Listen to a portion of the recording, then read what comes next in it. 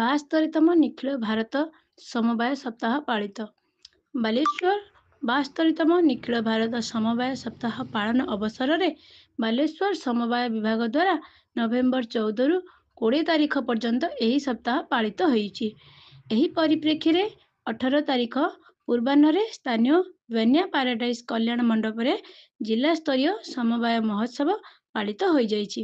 କାର୍ଯ୍ୟକ୍ରମରେ ଅତିଥି ଭାବେ ବାଲେଶ୍ୱର ଖଣ୍ଡ ଉପନିବନ୍ଧକ ସରୋଜିନୀ ନାୟକ ଅଧ୍ୟକ୍ଷତା କରୁଥିବା ବେଳେ ମୁଖ୍ୟ ବକ୍ତା ଭାବେ କବି ପ୍ରଶାନ୍ତ କୁମାର ଦାସ ଯୋଗ ଦେଇ ସମବାୟ ଆନ୍ଦୋଳନ ସହ ସମସ୍ତ ଜନସାଧାରଣ ଚାଷୀ ଜଡ଼ିତ ହେବାକୁ ପରାମର୍ଶ ଦେଇଥିଲେ।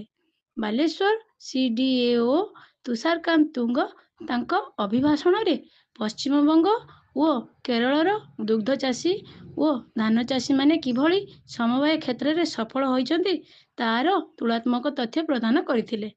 ଅବସରପ୍ରାପ୍ତ ଯୁଗ୍ମ ନିର୍ଦ୍ଦେଶକ ମନ୍ମଥ କୁମାର ଦାସ ବକ୍ତା ଭାବେ ଯୋଗ ଦେଇ ସମବାୟ ଆନ୍ଦୋଳନ ଓ ସମବାୟ ବ୍ୟାଙ୍କର ଭୂମିକା ସମ୍ପର୍କରେ ଉଲ୍ଲେଖ କରିଥିଲେ। ଅନ୍ୟମାନଙ୍କ ମଧ୍ୟରେ ବାମୁଲୁର ଜେନେରାଲ ମ୍ୟାନେଜର ଉପସ୍ଥିତ ରହିଥିଲେ। ଏହି କାର୍ଯ୍ୟକ୍ରମରେ ସହକାରୀ ନିବନ୍ଧକ ଏକାଦଶୀ ଦାସ ଅତିଥି ପରିଚୟ ପ୍ରଦାନ କରୁଥିବା ବେଳେ ନୀଳଗିରି ମଣ୍ଡଳ ସହକାରୀ ନିବନ୍ଧକ ବିଷ୍ଣୁ ମୋହନ ମଲ୍ଲିକ ଧନ୍ୟବାଦ ଅର୍ପଣ କରିଥିଲେ। SRICS ଦେବାଶିଷ ଦାସ କାର୍ଯ୍ୟକ୍ରମ ପରିଚାଳନା କରୁଥିବା ବେଳେ ଶମ୍ଭୁନାଥ ନାୟକ, ସୌମ୍ୟଶ୍ରୀ ବାରିକ, ସ୍ମିତା ଦାସ, ସୁକାନ୍ତ ମହାପାତ୍ର, ପ୍ରଦୀପ ଓଝା, ଶ୍ରୀହରି ଶୁକ୍ଳ ପ୍ରମୁଖ ସହଯୋଗ କରିଥିଲେ। ଆୟୋଜନ ପଛରେ ଏକ ଆବଶ୍ୟକତା ଥାଏ। ସବୁ ଆବଶ୍ୟକତା ଏକ ବିଶ୍ୱାସକୁ ବହନ କରିଥାଏ। ଯଦି ସେଇ ବିଶ୍ୱାସକୁ ଆମେ ରଖି ନ ପାରିଲେ, ବିଶ୍ୱାସର ସମ୍ମାନ ରଖି ନ ପାରିଲେ, ଆୟୋଜନର ସମ୍ମାନ ରଖି ନ ପାରିଲେ, ଆମେ ନିଜ ସହିତ କୃତଜ୍ଞତା କରେ। ଏ ସମୟ ସହିତ କୃତଜ୍ଞତା କରେ। ମୁଁ ନିବେଦନ କରିବି ଆଉ ଯେତେ ସମୟ ଆପଣମାନେ ରହିବେ ଟିକେ ସମ୍ପୂର୍ଣ୍ଣ ସହଯୋଗ ଭିତ୍ତିକ ଚିନ୍ତାଧାରା ନେଇ ଏ ପରିବେଶକୁ ଆନନ୍ଦ ମୁଖର କରିବେ।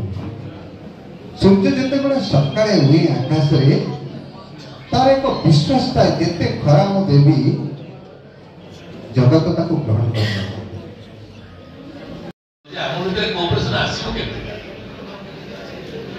ଆମେ ଜଣକୁ ସହ୍ୟ କରିବାର ମାନେ କ୍ଷମତା ଥିବା ଦରକାର। ଜଣଙ୍କର କିଛି ଭୁଲ ହେଇଗଲା ତାକୁ କେମିତି କରେକ୍ଟ କରାଯିବ ସେ ଜିନିଷ ଜାଣିବା ଦରକାର। ତାପରେ ଆମ ଭିତରେ ଗୋଟେ କୋହେସନ, ସମସ୍ତଙ୍କୁ ବୁଝିକି କାମ କରିବାର ଯଦି ଦକ୍ଷତା ଆମ ପାଖରେ ନଥାଏ ତାହେଲେ ସେଠି କୋପରେସନ କେମିତି ମିଳିବ।